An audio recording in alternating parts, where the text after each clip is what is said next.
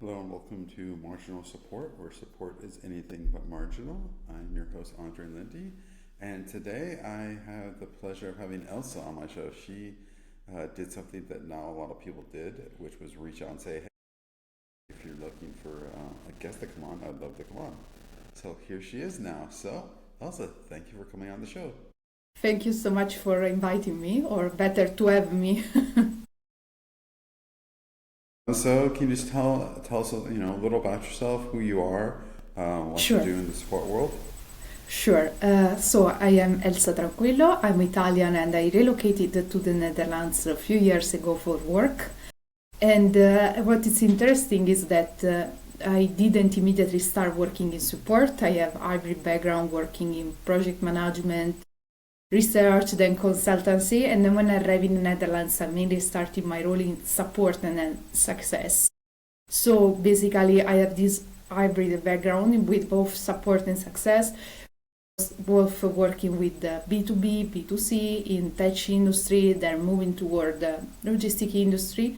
And now I'm looking for a new role, so open to what will come next. Well, I definitely know what it's like to be in that spot. Looking for work is it's a full-time job in itself, Yeah, and it's very grueling and difficult. So I wish you the best of luck there. thank you so Uh, much. so you actually have the distinction of being the second Italian on the show who left Wow. Italy and is now working in Europe as well. So I'm just curious, what part of Italy are you from? From the south, from Puglia. Okay. This is off topic, but my great grandmother actually Wow. immigrated to the United States from Messina. Oh, wow, nice, really nice. I love Sicily. So I remember my dad would always say to me, you're not Italian, you're Sicilian. So I always thought that was hilarious. I don't know if Italians have the same feeling towards that, but I always thought that was kind of funny. But anyways, I digress. So tell me a little more about this. How does someone go from, something like project management, which does have its similarities, support in some way, to actually then working in support? Okay, in my case, let's say that it was not, to be really honest, it was not sound like intentional. Okay, I was just, I came here for an internship in consultancy, and after an internship, and I decided to stay in the Netherlands and to look for a new role. And that's why I came into support and success.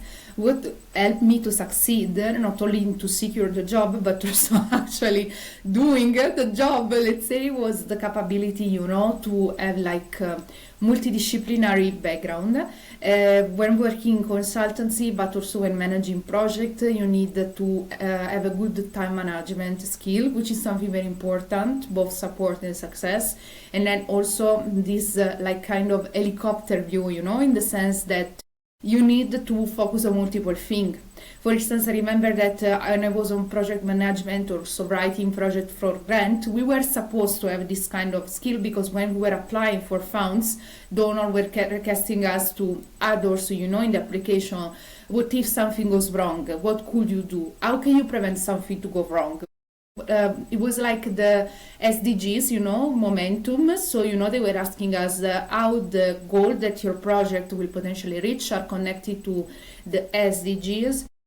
So, this let me think like forward, but also beyond only the task of execution. So this was quite helpful. And of course, managing multiple customer at time. I was working, when I arrived initially, work in B2C. So, I was like having a lot of different customer with different stories, background needs, also language, I would say. So let's say that this capability to switch in consultancy, especially from a client to another, a project to another, it's kind of mindset flexibility that then I bring, in a relationship with the customer. I think you are muted. Oh, Sorry about that.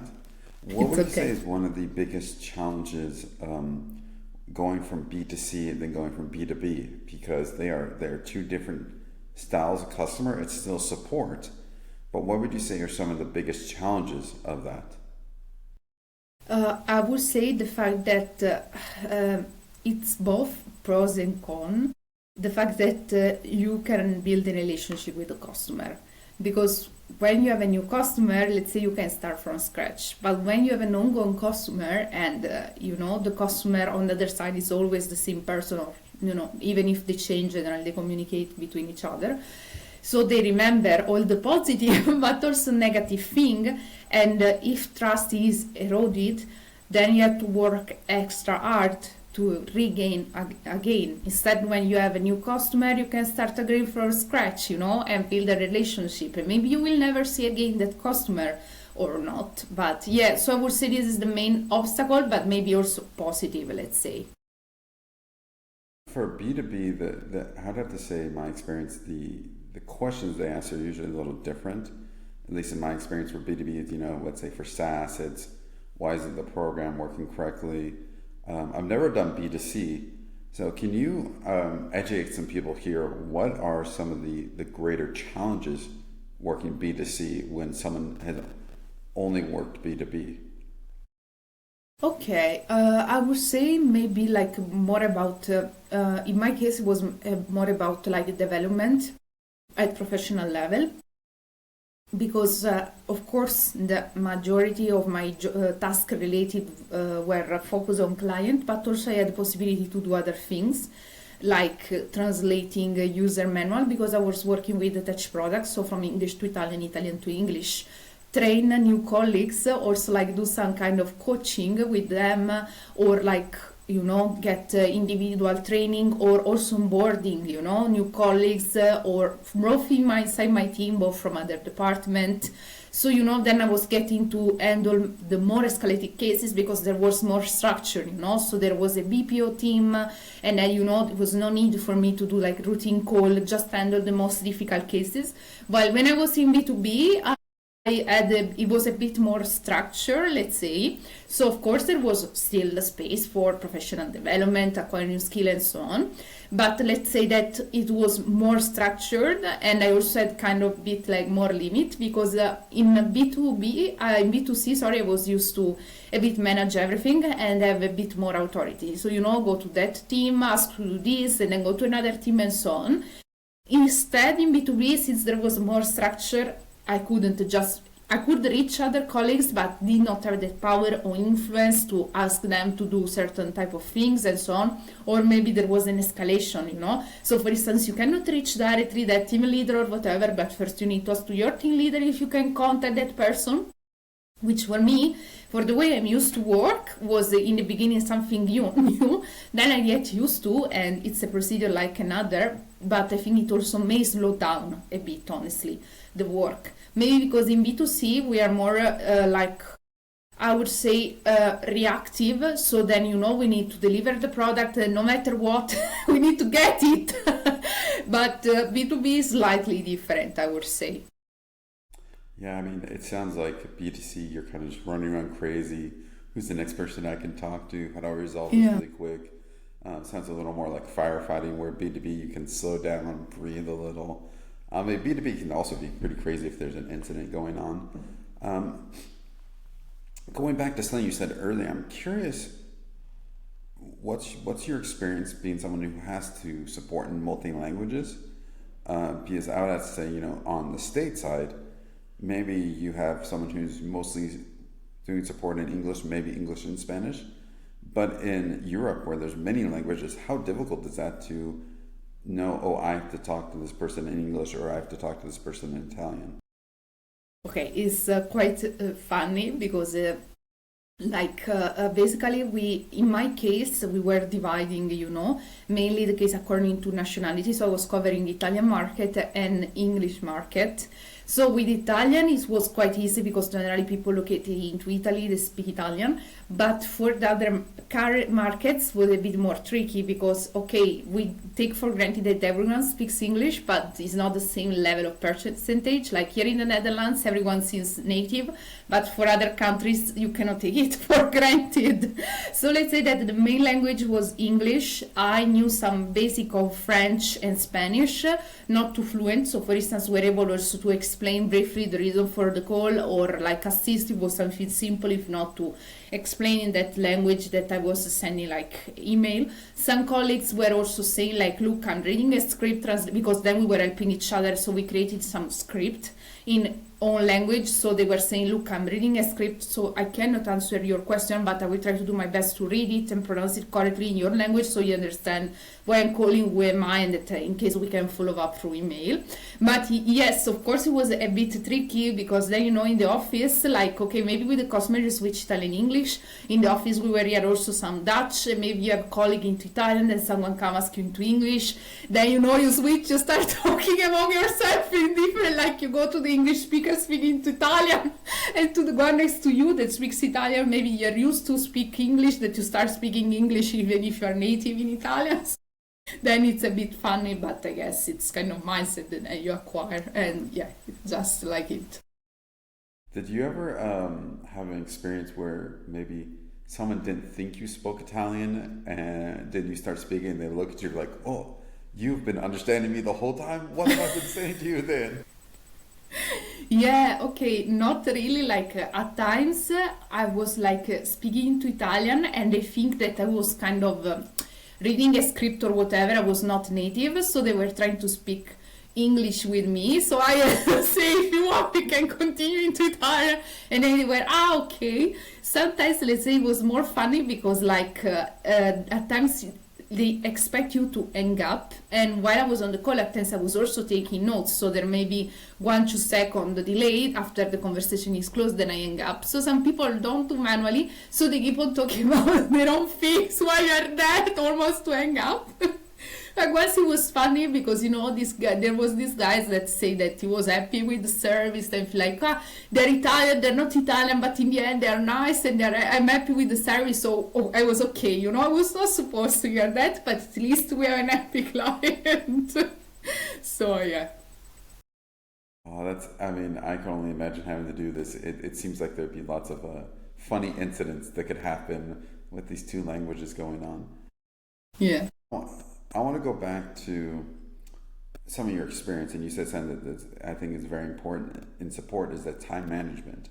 Mm-hmm. So when you were doing your project management, how did the skills you learned in time management and project management help you balance all your work in support?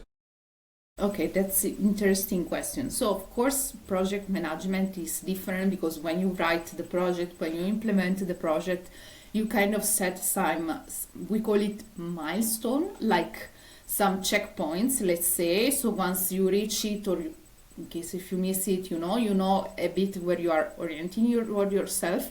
Of course, in support, you cannot really reach put too many milestones, or you can make some milestone, but of course you cannot translate the whole background. So it was more about, let's say, having a mindset in time.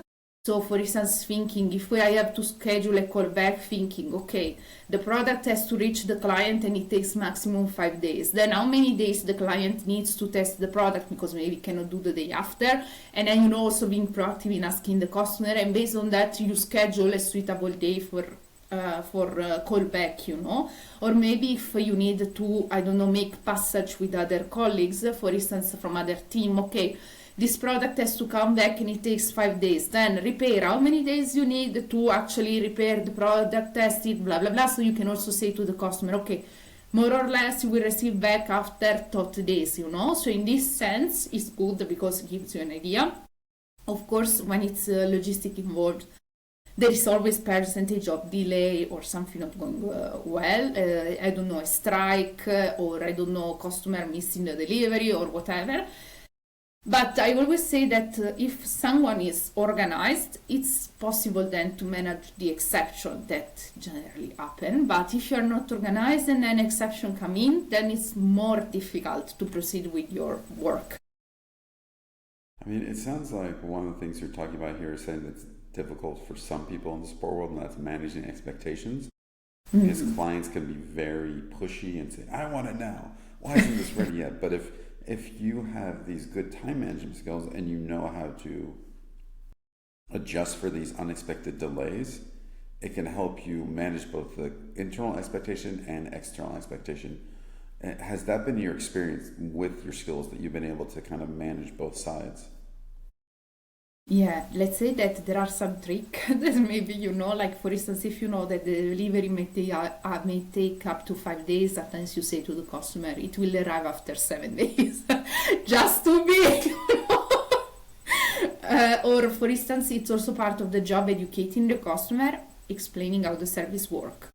Because it doesn't mean faster better. Okay, if you want the product I can send back tomorrow, but maybe I can send to you a product that is malfunctioning because my colleagues didn't have the time to check it, for instance. So at times explain, which is part of what I call educating the customer, but also explain the policy, or for instance, not all the carrier deliver on Saturday and Sunday. So we say 5 working days, so please be aware that this means that if we ship near the weekend, you may get the week after. So generally, this type of things help. Of course, in some situation, it's also our job as customer support to push the other colleagues to prioritize a task or to do something. Keeping in mind that, of course, we cannot push for every single case because other people work, have their own schedule. So sometimes also pushing a bit and hoping your colleagues don't hate you because they're going there insisting. Yeah, just like, oh, why does this person always say faster, Yeah, faster? exactly. I have other things on my plate. No, I mean, I think that's really good insight. I mean, and then, it's the whole idea of under promise, over deliver, right? And so when it does come earlier, the customer's like, wow, this is amazing. They work so fast. So from your project management skill, what are other things, or from other skills, since we're talking about this non-traditional route to support, what are some other skills that you have learned outside of support that have helped you inside of support? Okay, clear communication. So writing, especially because when I was into research, it was not academic research. Basically, it was research, for instance, for like some municipality to present some best practice to prevent malnutrition. So I knew that the audience I was talking with was not someone with academic background, but maybe workers at the municipality or the major that may not understand, a complex graph or starting with some technical terms. And the same at times applies to customer because not everyone is an expert in the field that you are working. So try to keep the complexity, but breaking it down, or remember to not using too much technical terms of abbreviation because the person may not understand that. And also the point of writing clear email, which means clear formatting, but also clear in the context, like avoiding too long sentences, avoid periphrasy, go straight to the point, because it's difficult to understand each other when you talk with someone. Imagine when it's email, where there is more space to imagination, let's say, and personal interpretation. So yeah, I would say these two things were quite helpful. Yeah, I can. I've had a couple of examples where I write something in email and I think I'm very clear, and then the person comes back is like, "What do you mean? What do you say in this?" I'm like, "Oh, I did not expect them to interpret that way." So I definitely understand you have to be very crystal clear in the way you're writing things, so there's no wiggle room for misinterpretation. So at the beginning of our talk, you said that you are currently in the search for a new job. So can you help describe what would be your ideal next position? What are you looking for? Yeah, sure. So having 3 years of experience between customer success and customer support, I'm looking for a bit more senior role, so which may be of a senior agent or junior manager or team leader position. And ideally, I will continue working in B2B with the tech or software as a service. I'm based in Rotterdam, but I'm open also to commute in the Netherlands to other cities. At least it's something quite common here in the Netherlands. And at the same time, I know that the job market is quite complex. So of course, I'm open also to other roles, or going back to success or support, or going back to B2C.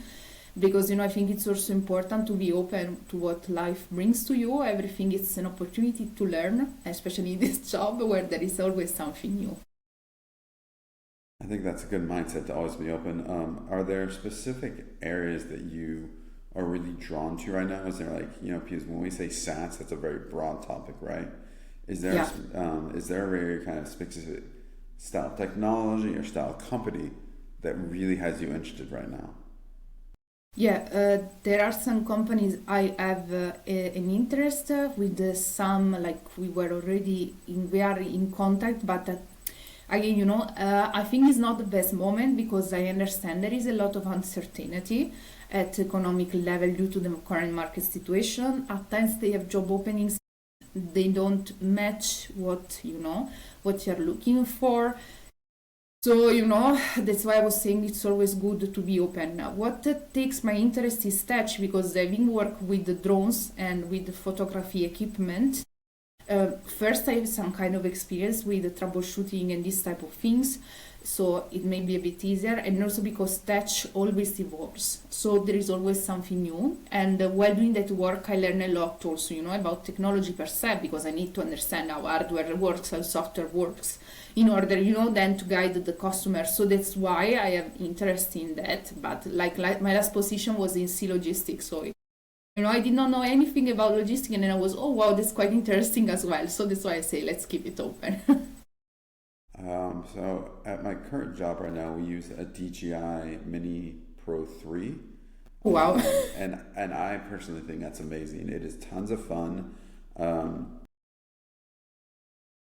One thing I'm new to the whole drone world. So what are some common issues that you face with drones? I can think it could be like maybe the video feed's working or it's not going up, but what interests you? What got you really interested about drones?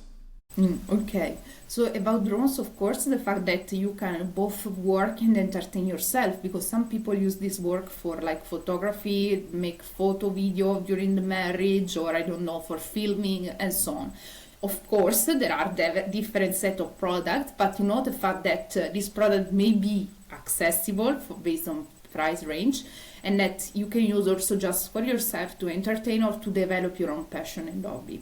And also the fact that, as you see, like products keep on evolving in design, being smaller, having a new feature, being more resistant to the adverse condition, and of course also the hardware, like now there are some drones that can follow you. You don't need like the joystick to monitor them, but while you walk they can follow you. So this thing that technology keeps on evolving and at time exceeding our expectation and imagination, like it's something that really fascinates me. And also the whole world of hardware, software, there are a lot of things that are interconnected, that you don't even know that they exist. So that's quite interesting. And also because I got to use a bit of this product, because you need to be familiar with them if you need to support or instruct customers. So there is also kind of a personal experimental part which is also quite interesting. Yeah, I think when you are interested in something, it definitely makes you enjoy the product more, but it also makes you want to troubleshoot harder. So you learn more. So it has that personal passion mixed into it. Most people I know have only stayed on the software side. How difficult is it when you have to do software and hardware at the same time? okay. Let's say that maybe I did not perceive it difficult, but yeah, of course, it's a bit like difficult because there are different skills, and you also at times need to it's a bit like when you go to the doctor. Let's say when you go to the doctor, you have to describe the symptoms that you have, and the doctor then can make some hypothesis and then exclude it. At times with touch product is the same. You need to first make some set of questions to understand where the product is located, and if you are doing remotely, so you don't have the product in front of you that you can assess, you need other person cooperation, which may not understand how to do things or maybe not really familiar. And also the fact that at times maybe you can make some assumption that may be wrong. So this take extra time, extra tests, need to send back the product. So yeah, it makes more difficult because you have more hypotheses, but I think it's also a matter of experience, because some typology of cases are recurrent. So once you learn how to handle that, you know how to handle also the future similar scenario, and you identify. So I'm thinking also there might be some difficulty there if there's ever a language barrier and you're trying to Yeah, explain some kind of especially, hardware to yeah, someone. exactly. And also, Um, with writing, like, okay, you can use some translator model with artificial intelligence, but at times they're not too accurate. So yeah, it's always better to support the person in his native language, or if it's not possible, try, to find alternatives. But yeah, when you cannot speak the other person's language, it's always a bit more difficult. Absolutely. What has been an example when you were using some of this hardware where, pieces of software, it's super easy. You can just replicate the issue on your computer, you can do that. Mm-hmm. But with hardware, if they're experiencing an actual issue with the hardware, you either have to get your hands on a piece of the hardware itself or have them take a video. What do you think has been the hardest point for you in troubleshooting hardware? Yeah, okay, of course, the case in which you ask, for instance, the customer to take a video under certain set of conditions to replicate the error, or for instance, if they need to do some action related to some data synchronization, even if you send, instruction to them and you guide over the phone, maybe something does not work. So I would say at times it's also difficult, to replicate that condition or that mistake. Also for like my colleagues from repair team, they may have like some difficulties. So yeah, I would say in general these were cases in which there were more action involved from the customer. They were the more complex, because I know now we have a smartphone or iPhone, and for us, like, it's easy, if someone say, please can you download the last update of the telephone software, you go on your system, you do it.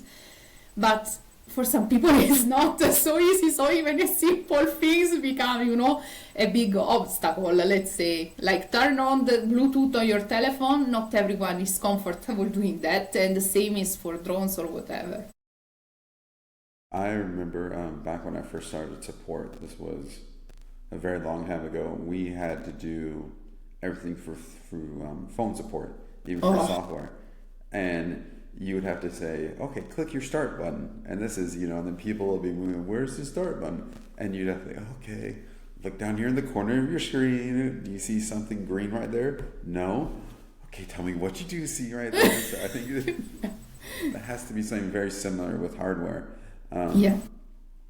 From everything that from where you are now, from where you started, what is one area that surprised you that you've either found was very difficult or you found that you enjoyed a lot? Mm-hmm. Okay, I would say that in general our work is difficult but also enjoyable. Yeah, of course, when customer, I always say that when customers are happy and satisfied, this is something hard because you need to regain, especially when there is a past background of dissatisfaction. Like one case that it happened to me was working in B2B in sea logistics. I inherited a customer that was customer of my previous company for a long time, and it was passed to me by other colleagues. So this customer came with a background. So even if it was the first time meeting me, they came with a sort of background of dissatisfaction from previous cases, from previous colleagues, from things happened a lot of years ago. And in the beginning, creating trust with that customer was a bit difficult. But then when they saw that, there was someone willing to work with them, willing to support them, willing also to listen to them, and trying to do their best also in keeping a proactive communication. At the beginning was hard. I also at times had to set some boundaries because at times customers tend to escalate. But later on, when you set boundaries, you face the customer, they see that you stay there even if they complain or whatever, no matter what, you still do your job. Then it was something that I really enjoy, seeing the customer, coming back and trusting you and so on. I think that's probably one of the best experiences we can feel in support is we take someone very angry and then we change them to neutral and then we change them to happy and then they go, oh, actually this is the best company, their support's amazing. So it's a journey how we get to change minds for the more positive end. So that leads me into my next question. What is, if you were to describe support or CX to someone who doesn't know what it is, how would you describe CX to someone who doesn't know what it is? Okay, I would say that is a person that wears multiple hats during like 1 hour. Like you perform a lot of tasks, some invisible also tasks, because the customer does not see you going around to the office from one people to another, sending message, and checking everything. But I would say it's also a rewarding job in which you can work with people and build a long-lasting impact and long-lasting relationship with them. And also it gives you the opportunity to work a lot with other departments, so to enrich your knowledge, but also to get to know better colleagues from other departments that otherwise would just say hi at the coffee machine. Yeah, they're just like, I always seen that person around, I'm not going to speak to him. I think Yeah, that's one of the exactly. things that I really loved about working at CX was that I had to go speak to people in engineering. I had to go speak to people in product. Maybe you have to go speak to people in marketing. But the best thing is that, if you're friendly with them at the start, then when you need to go speak to them later, you're not the stranger coming up and talking to them. Hey, I know you. We've talked about these other things. Okay, I'm more receptible to helping you now. So I think that's one of those things that a lot of people don't know how CX can be really valuable. What has been, I think, one of your greatest challenges transitioning into CX though? Okay, at the beginning, everything was a challenge because everything was new to me, and I never used like email software or CRM system. So I was, what is this? How I do that? And I was really scared at the beginning. Oh my God, the customer makes this question. I don't know how to answer. How I handle, situation which even to simple like things I don't know. So in the beginning, it was like really, really difficult to answer like questions we're not comfortable with, even like about policy, for instance. But then I learned to say the truth. Like I'm not sure, I don't know. Let me verify this, and I will call you back or send you an email by the end of the day or tomorrow, blah blah blah. Because customers also appreciate it. I also learned that way not to make any promise if you're not sure you can deliver that, because you think, no, but they will forget. No, they will tell you until the last second, but you promised this, that, and it did not happen. I don't care, you promised. Then they want things free, big discount, they want your blood. I don't know. So so it's really important to be careful with this, because it's really easy that then it will escalate further and it will be more difficult, because actually they are right, you promised something that couldn't happen, and so yeah. I definitely think knowing when to say no, but then saying no, but I will follow up with you on this, or no, but I'm going Yeah. to find out the answer. But yeah, it's definitely, I think one of the biggest killers for people in support is making up Yeah. information. I mean, that's going to bite you every time you come back. So that is an excellent point to make. So we are getting close to the end of our time here. So the way I like to end each show is with a saying that we have on the show, and I'd love to hear your perspective on this. So what I say is that support isn't just a job; support is a mindset. What does that mean to you? I completely agree. I love this take actually. Yeah, it's mindset. It's mindset of being flexible and being, at times just simple, nice and friendly, even if you had a bad day and you don't want to talk with anyone. And then, the big drawback for me was that I start applying this mindset of efficiency also to my own things in my private life. So when people don't take things, my friend or whatever, I get bored. Like, how can you understand it? We have to meet at 6 in that place, Or, okay, don't worry, I will send you a message after this call, summarizing that day we will meet at that time. So it's a mindset that enters also your private life, but yeah, it is how in the Netherlands they say. You're not the first person to say that. I completely agree that it kind of seeps into your life, and then people are like, "Are you trying to support me right now?" You're like, "That's just who I am now. Don't yell at me." So I completely understand. Well, Elsa, it was an absolute pleasure to speak with you, and thank you for coming on. And I hope you best of luck in your search. Thank you so much. It was nice to have this conversation. Talk to you later. Bye.